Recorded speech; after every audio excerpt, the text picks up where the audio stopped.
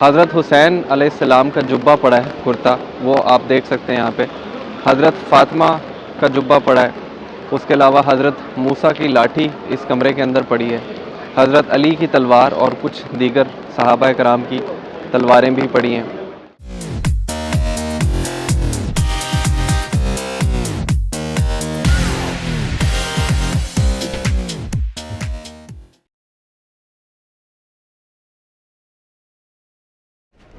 ये वीडियो तोप कपी पैलेस के बारे में है और इस वीडियो में हम इसके बारे में सारी चीज़ें डिस्कस करेंगे। अंदर जाने से पहले मैं आपको ये बताऊं कि ऑटोमन्स ने बनाया था जब 1453 में इन्होंने इस्तांबुल फ़तह किया था, तो उसके 7वें साल 1459 में इन्होंने इस पैलेस की कंस्ट्रक्शन का हुक्म दिया था। और ये ऑटोमन्स का इस इलाके में पहला पैलेस है, इसलिए इसको पहले येनी सराय कहा करते थे। इसका मतलब है न्यू पैलेस। बाद में जब ये लोग डोलमाबाचे पैलेस में शिफ्ट हो गए थे, तब इसका नाम तोप कपी पैलेस रख दिया गया था, जिसका लफ्ज़ी मतलब है कैनन गेट। तोप यानी तोप, तोप कपी, तोप वाला गेट। इसके अंदर आर्मरी और कैनन्स उसके बाद रखे जाते थे। तो 1856 तक इसको येनी सराय कहा जाता था, यानी कि न्यू पैलेस, और बाद में ये तोप कपी पैलेस बन गया था। इस पैलेस के 4 कोर्टयार्ड्स हैं और 4 गेट्स हैं। सबसे पहला जो गेट है वो आपको नज़र आ रहा है, इसको इम्पीरियल गेट कहते हैं। और इसके बाहर सारी पोजेशंस हुआ करती थी, जो कोई जल से जुलूस निकलने होते थे वो इधर तक ही होते थे। इसके अंदर लोग एंटर नहीं हो सकते थे पैलेस के। तो इम्पीरियल गेट से एंट्री करते हैं और आपको सारे कोर्टयार्ड्स और अंदर की चीज़ों के बारे में मैं साथ साथ बताता जाऊंगा, और कुछ इन्फॉर्मेशन और डिस्कशंस ऑटोमन्स के बारे में भी करेंगे कि ये लोग कहाँ से आए थे और ये लोग कैसे इन्होंने एक सल्तनत बनाई। तो बिस्मिल्लाह करते हैं।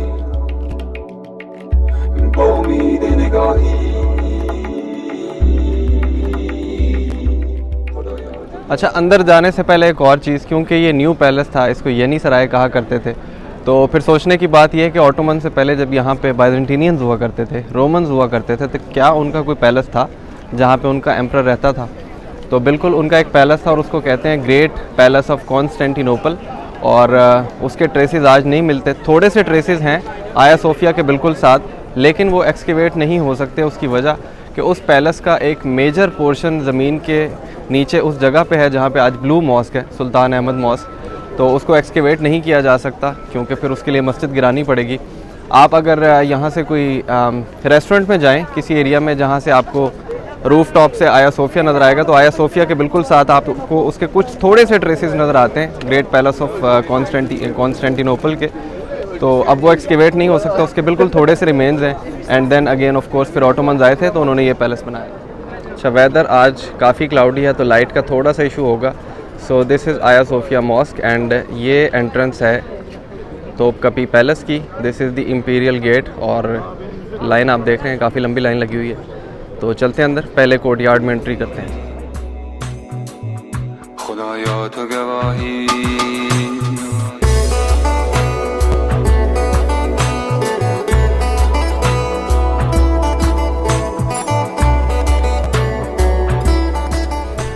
तो पहले गेट से एंट्री करके मैं अंदर आ चुका हूँ और इसको फर्स्ट कोर्टयार्ड कहते हैं। और इस कोर्टयार्ड में जानिसारियों का कोर्ट लगा करता था।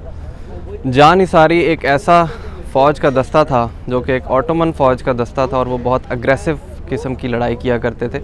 उनका कोर्ट यहाँ पे लगा करता था। और इस कोर्टयार्ड में सबसे ज़्यादा जो इम्पोर्टेंट चीज़ है, मेरे पीछे जो आपको बिल्डिंग नज़र आ रही है उसको कहते हैं आया आयरीन। तो आया सोफिया से पहले जो पहला चर्च इस शहर में बनाया गया था कुस्तुनतुनिया में, वो आया आयरीन था। और जब ऑटोमन्स यहाँ पे आ गए थे तो जानिसारी आया आयरीन के अंदर अपनी आर्टिलरी रखा करते थे। और इस चर्च का स्टेटस कन्वर्ट करके मस्जिद में तब्दील नहीं किया गया था, इसलिए आज तक ये चर्च ही है और इसका कभी स्टेटस चेंज नहीं हुआ। इससे पहले कि हम अगले गेट की तरफ जाएं और अगले कोर्टयार्ड में एंट्री करें, सबसे पहले तो मैं आपको आया आयरीन चर्च अंदर से दिखाता हूं और उसके बाद हम चलते हुए दूसरे गेट की तरफ जाएंगे जिसका नाम है गेट ऑफ सैल्यूटेशन। और वहीं से हम लोग एंट्री टिकट की फ़ी भी पे करेंगे और वहीं से टिकट लेके हम अंदर एंट्री करेंगे एंड देन फिर आगे चलेंगे। Come with me.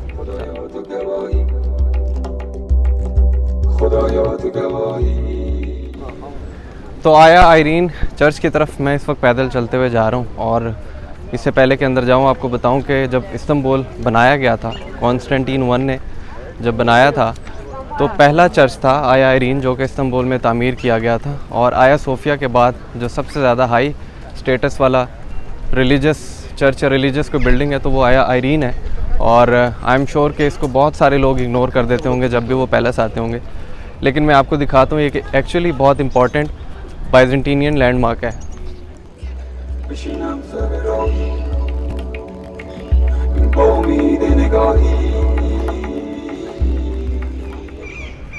तो ये मैंने टिकट यहाँ से ले लिया है और इसमें 120 लीरा का जो टिकट है वो चर्च में एंट्री का है और बाकी 300 जो है वो तोपकपी पैलेस में और हरम में एंट्री का है। तो यहाँ से मैं आया आयरीन चर्च के अंदर एंटर होने लगा हूँ।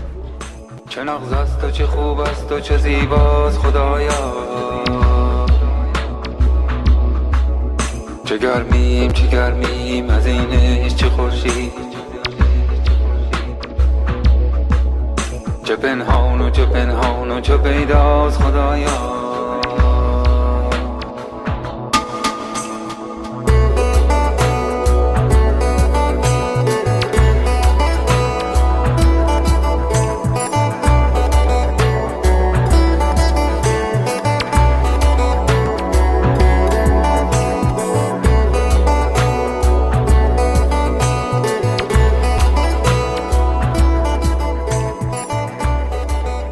जैसे आया सोफिया का लफ्ज़ी मतलब है होली विस्डम, वैसे ही आया आयरीन का मतलब है होली पीस।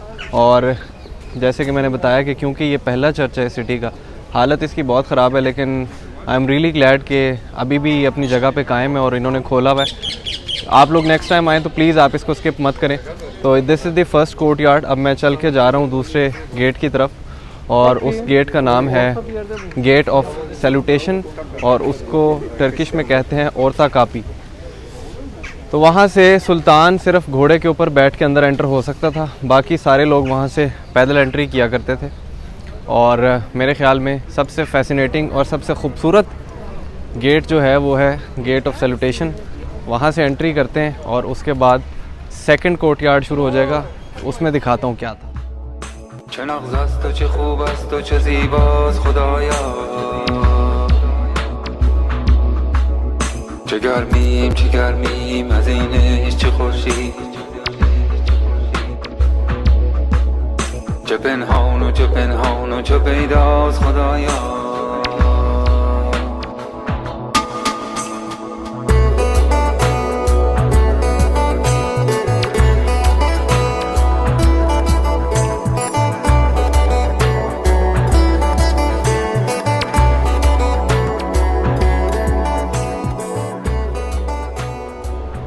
तो गेट ऑफ सैल्यूटेशन से एंट्री करके मैं सेकंड कोर्ट यार्ड में आ चुका हूँ। और कोर्ट यार्ड दिखाने से पहले मैं आपको बताना चाहता हूँ कि सल्तनत उस्मानिया जो थी, जो ऑटोमन्स थे, ये कौन लोग थे।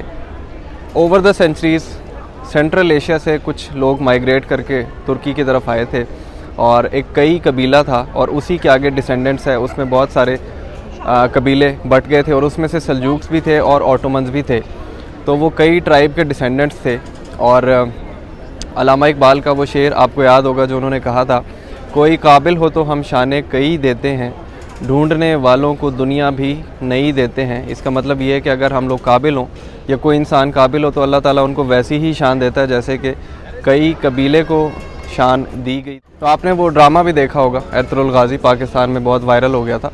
तो उसमें जो एरतुगरुल गाज़ी साहब हैं उनके बेटे थे उस्मान गाज़ी, और उस्मान गाज़ी साहब से सल्तनत उस्मानिया का आगाज़ हुआ था। और सल्तनत उस्मानिया का आगाज़ उस्मान गाज़ी से क्यों हुआ था? क्योंकि उससे पहले सल्जूक्स थे जो कि डिसेंडेंट्स कई ट्राइब के ही थे।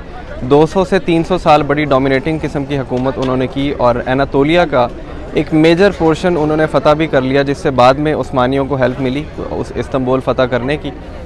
लेकिन हुआ क्या कि मंगोल्स जो थे उन लोगों ने काफ़ी ज़्यादा डोमिनेट कर लिया था सल्जूक्स को और उनकी हुकूमत बहुत ज़्यादा कॉम्प्रोमाइज़्ड हो गई थी। इस वजह से उस्मान गाज़ी ने ऐलान किया था अपनी एक नई सल्तनत बनाने का, और उस्मान गाज़ी जो कि एरतुगरुल गाज़ी के बेटे थे, वहाँ से सल्तनत उस्मानिया का आगाज़ हुआ। तो एरतुगरुल गाज़ी से आगे उस्मान गाज़ी से आगे ओरहान गाज़ी, इसी तरह सिलसिला चलता गया। और फिर सुल्तान महमद सेकंड जिन्होंने इस्तांबुल फ़तह किया था 1453 में, वो भी उसी लड़ी में से थे। एरतुगरुल गाज़ी की कब्र है सोगत में, जो कि बुरसा से थोड़ा ही दूर है। ऑटोमन्स का जो पहला कैपिटल था वो बुरसा था और बुरसा के बाद उनका दूसरा कैपिटल था जो आज मॉडर्न डे सिटी है एदरने के नाम से, उसको एड्रियानोपल कहते थे और वो बल्गेरिया के बॉर्डर वाली साइड पे। उसके बाद तीसरा कैपिटल ऑटोमन्स का इस्तांबुल था जो कि उन्होंने 1453 में फ़तह किया था। तो ये सेकंड कोर्टयार्ड के साउथ में किचन्स थे, तो वो किचन्स मैं आपको दिखाना चाहता हूँ, पहले वो देखते हैं फिर आगे चलते हैं।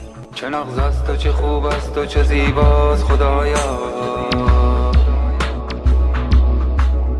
چه گرمیم از اینش چه خورشید، چه پنهان و چه پیداست خدایا.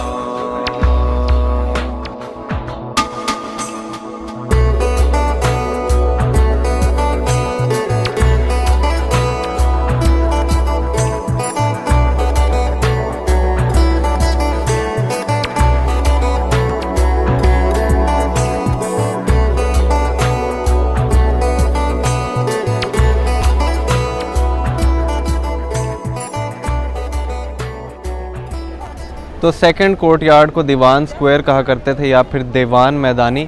यहाँ पे एक तो साउथ में किचन्स थे और जानिसारियों के क्वार्टर्स थे जहाँ वो रहा करते थे, और दूसरी साइड पे यहाँ पे कुछ रूम्स हैं जिसके अंदर ऑटोमन क्लॉक कलेक्शंस वो डिस्प्ले पे लगी हुई हैं, और उनके अलावा कुछ उनका गन्स वगैरह वो डिस्प्ले पे लगी हुई हैं। उसको मैं स्किप कर रहा हूँ, वो आप जब आएंगे तो आप देख सकते हैं। जो इम्पोर्टेंट चीज़ है इस कोर्टयार्ड को लेके वो ये कि यहाँ पे कोर्ट लगा करता था और यहाँ पे एक सोने का तख्त लगाया जाता था जिस पे ऑटोमन सुल्तान साहब बैठा करते थे और फिर वहाँ पे कोर्ट लगा करता था। और यहीं पे जब आप थर्ड गेट से एंट्री करके थर्ड कोर्टयार्ड में एंट्री करना शुरू करते हैं तो यहाँ पे आपको एक थोड़ी सी पुरानी ईंटें नज़र आएंगी। वो क्या है वो मैं आपको बताता हूँ। यहाँ पे अंडरग्राउंड एक सिस्टर्न है, रोमन्स और बाइजेंटीनियंस के टाइम्स का बना हुआ पुराना, और cistern underground water storage system होता था। जब कोई बारिशें ज़्यादा हो जाती थी तो पानी वहाँ पे फालतू स्टोर किया जाता था और उसी पानी को इस्तेमाल किया जाता था कि वो पूरे शहर में सप्लाई के लिए वो इस्तेमाल हो सके। तो सेकंड कोर्टयार्ड ख़त्म करके ये गेट है जिससे थर्ड कोर्टयार्ड शुरू हो जाता है और इसको कहते हैं गेट ऑफ फेलिसिटी। यहाँ से एंट्री करते हैं और फिर देखते हैं कि यहाँ पे हमारे देखने की क्या चीज़ है। چه نغز است و چه خوب است و چه زیباست خدایا،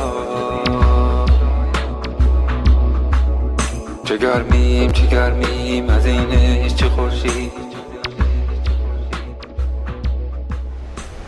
तो दीवान मैदान वो जगह थी जहाँ पे सुल्तान साहब अपना तख्त लगाया करते थे। उसके बाद गेट ऑफ फेलिसिटेशन से आप एंटर होके जब थर्ड कोर्टयार्ड में आएंगे, जैसे मैं आ गया हूँ, ये वो जगह थी जो कि बहुत प्राइवेट कंसिडर की जाती थी और सुल्तान की फैमिली और सुल्तान साहब की यहाँ पे रिहाइश गाहें हुआ करती थी।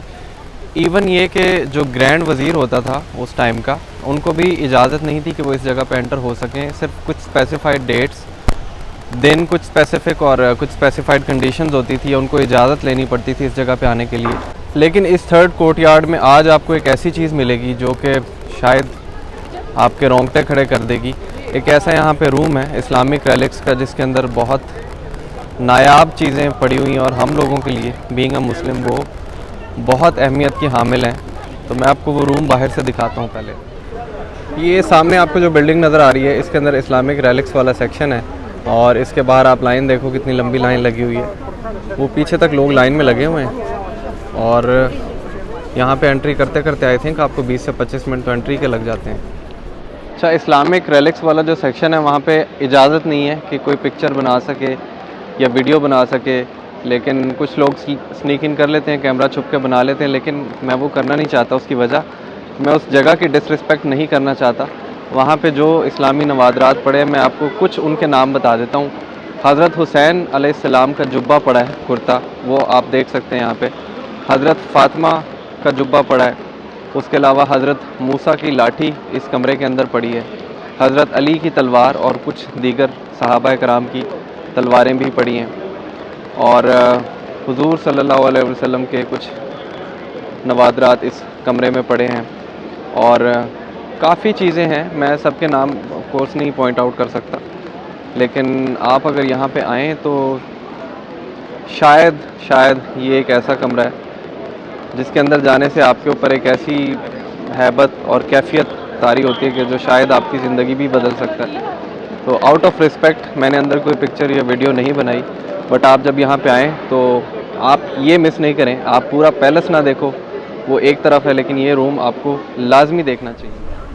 तो तीसरे कोर्ट यार्ड के बाद यहाँ से चौथा कोर्ट यार्ड यहीं से शुरू हो जाता है। एक्चुअली ये थर्ड का ही पार्ट है, लेकिन जो मॉडर्न स्कॉलर्स थे और जो हिस्टोरियंस थे इन्होंने इसको डिस्टिंग्विश करके फोर्थ कोर्ट यार्ड का नाम दिया है। तो थर्ड कोर्ट यार्ड की एंट्री जो कि गेट ऑफ फेलिसिटी था, उसको फ़ारसी में बाबु सादत कहते हैं। और ये जो आप देख रहे हो ये फोर्थ कोर्ट यार्ड की एंट्री हो रही है और इसको सोफ़ा हुमायूं कहा जाता था।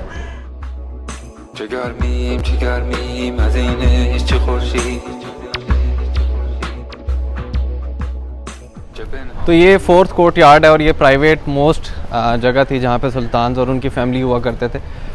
गार्डन्स हैं कुछ यहाँ पे, कुछ छोटे छोटे से पेविलियंस बने हुए और एक सर्कमसिजन रूम था जहाँ पे जो सुल्तान की जब कोई औलाद पैदा होती थी उनकी सर्कमसिजन की जाती थी। और यहाँ से सी का व्यू नज़र आता है, तो आपको अब सी व्यू दिखा।